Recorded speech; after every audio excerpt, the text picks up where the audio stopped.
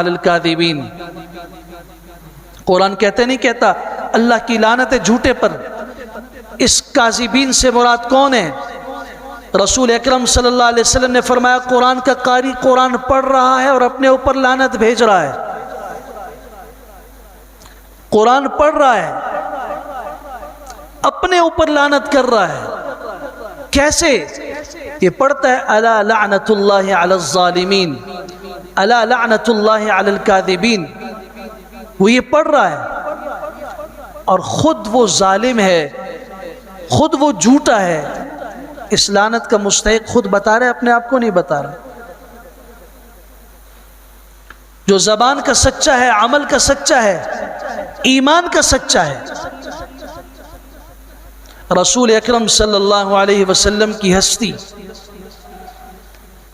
مخلوقات میں سب سے بلندی پر، سب سے بڑھ کر علم، سب سے بڑھ کر خشیت اور تقوی اور اللہ کا خوف اور ڈر، سب سے بڑھ کے اللہ کی معرفت، اللہ کی پہچان، آپ کو حکم دیا جا رہا ہے سورہ کہف کی تلاوت اگر آپ نے جمعہ کے دن کی ہو تو اس کی آیت نمبر 28 پڑھ لینا، وَاصْبِرْ نَفْسَكَ۔ میرے پیغمبر اپنے آپ کو روکیے، اپنے آپ کو بٹھا کے رکھیں۔ کن کے ساتھ؟ مع الذین یدعون ربهم بالغداة والعشی، ان لوگوں کے ساتھ جو صبح و شام اللہ کو یاد کرتے ہیں، رب کو پکارتے ہیں۔ آپ ان کے ساتھ بیٹھیں۔ کتنا بیٹھوں؟ جب تک آپ نے نشست کرنی ہے، بیٹھنا ہے، تو آپ کو اجازت نہیں ہے ان کے سوا کسی اور کے پاس بیٹھنے کی۔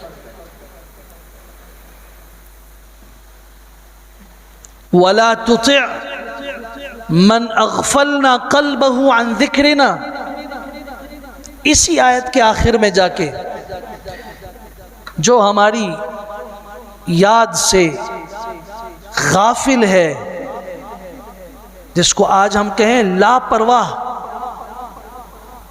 جو رب کی یاد سے واقف ہے، غافل ہے، آپ اس کی بات بھی نہ سنیں، اس کی بات پہ عمل نہ کریں۔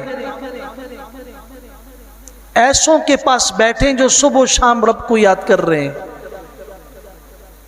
اور ان کے پاس نہ بیٹھیے، ان کی بات نہ سنیے۔ فلا تقعد معهم، جس مجلس میں بے دینی کی بات ہو رہی ہو، ایسی بات ہو جو اللہ کی یاد سے دور کر دے، غافل کر دے۔ پیغمبر علیہ السلام کو اللہ فرما رہے فلا تقعد معهم، ان کے پاس آپ نہ بیٹھیں۔ دوسرے مقام پر فلا تقعد بعد الذکری مع القوم الظالمین، اگر آپ کو خدا نخواستہ یاد نہیں رہا، آپ بیٹھ بھی گئے، جو ہی آپ کو یاد آیا اس کے بعد آپ کو بیٹھنے کی اجازت نہیں ہے، اٹھ جائیے وہاں سے۔ فَأَعْرِضْ عَمَّنْ تَوَلَّى عَنْ ذِكْرِنَا، جس نے ہماری یاد سے منہ پھیر لیا ہے، فسق و فجور میں مبتلا ہے، کھلا اللہ کی نافرمانی کر رہا ہے، اس کے بارے میں اپنے آقا کو، ہمارے پیغمبر صلی اللہ علیہ وسلم کو حکم دیا جا رہا ہے اعرض، آپ ان سے دور ہو جائیں، آپ ان سے ہٹ جائیں۔ نہ ان کے پاس بیٹھنے کی اجازت، نہ ان کی بات سننے کی اجازت، نہ ہی اس مجلس کے اندر ان کے ساتھ شریک ہونے کی اجازت ہے۔ کیوں کہ نماز کے اندر آپ نے اللہ سے دعا جو مانگی، غیر المغضوب علیہم ولا الضالین، اللہ جو گمراہ ہوئے ہیں، جن پہ آپ کا غضب ہوا ہے، ہمیں ان کے راستے پہ نہ چلا۔ ادھر تو دعا کی، باہر نکلے تو پھر اپنی زندگی پہ غور کیجئے کہ پھر ہماری زندگی کا اکثر حصہ کہاں گزرتا ہے۔ ایسے لوگوں کے پاس گزرتا ہے جنہیں دیکھ کے اللہ یاد آ جائے، ایسی مجلسوں میں گزرتا ہے جس میں کوئی دین کی بات ہوتی ہے، یا ہمارا صبح و شام کا بیٹھنا، ہماری دوستی، ہماری مجلسیں، ہمارا سفر، ہمارا کھانا پینا، ہمارا اٹھنا بیٹھنا، ایسی مجلسوں میں تو نہیں ہے کہیں جس میں پوری مجلس میں اللہ کی یاد ہی نہ ہو، دین کی بات ہی نہ ہو۔ پوری مجلس کے اندر دنیا کی بات۔ یاد رکھیے، اگر ایک انسان دیندار ہے اور بڑا دین کا درد رکھنے والا ہے، اگر اس کی مجلس اور اس کی دوستی ایسے لوگوں کے ساتھ ہے جو دین سے دور ہیں، تو میں نہیں کہہ رہا، اللہ کا قرآن کہہ رہا ہے۔ آپ اس پہ اگر غور کریں گے اور تھوڑی توجہ دیں گے تو سمجھ آئے گی بات کہ دین اسلام کے سائے میں آ کر اس کی ٹھنڈک کو محسوس کرنے والا اور حق کی حقیقت جس کے دل میں اتر گئی اور جو حق کو سمجھ گیا اور زبان سے بھی کہہ دیا کہ اللہ کی قسم ایسا کلام کسی شاعر کا نہیں ہو سکتا، کسی ادیب کا نہیں ہو سکتا، کسی فصیح اور بلیغ کا نہیں ہو سکتا، واللہ ما ھذا کلام بشر، اللہ کی قسم یہ کسی بشر کی بات ہی نہیں ہو سکتی، یہ تو خالق کی بات ہو سکتی ہے اور کہنے والا اس کا بھیجا ہوا پیغمبر ہو سکتا ہے۔ اتنی تک بات کہنے والا وہ حق کو سمجھا یا نہیں سمجھا؟ اس نے حق کا اعتراف کیا یا نہیں کیا؟ مگر اس کے باوجود قرآن مجید متعدد مقامات پہ اس پہ لعنت بھیج رہا ہے۔ کیوں؟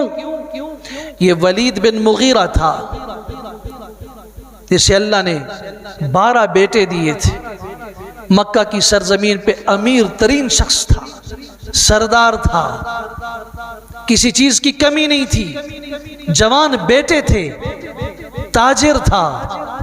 رسول اکرم صلی اللہ علیہ وسلم کے پاس بھیجا گیا، جاؤ سمجھاؤ، آپ ہماری قوم کے بڑے ہو، انہیں سمجھاؤ کہ یہ اپنی بات سے باز آ جائیں، اگر انہیں مال چاہیے، دولت چاہیے، سرداری چاہیے، رشتہ چاہیے، سب دیتے ہم، اپنی بات سے باز آ جائے۔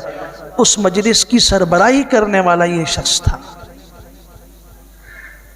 جب یہ حضور کے پاس گیا ہے سمجھانے کے لیے، آپ علیہ السلام نے سورہ فصلت کی چند آیات پڑھی تو اس نے جو قرآن مجید کا تعارف پیش کیا ہے، یہ واپس آیا، اس کا سر جھکا ہوا تھا، اور اس سے پہلے جو تکبر تھا اور جس مقصد پہ یہ جا رہا تھا، واپسی پر اس کا چہرہ یہ بتا رہا تھا، اس کا چلنا اور اس کا انداز بتا رہا تھا کہ یہ ناکام لوٹا۔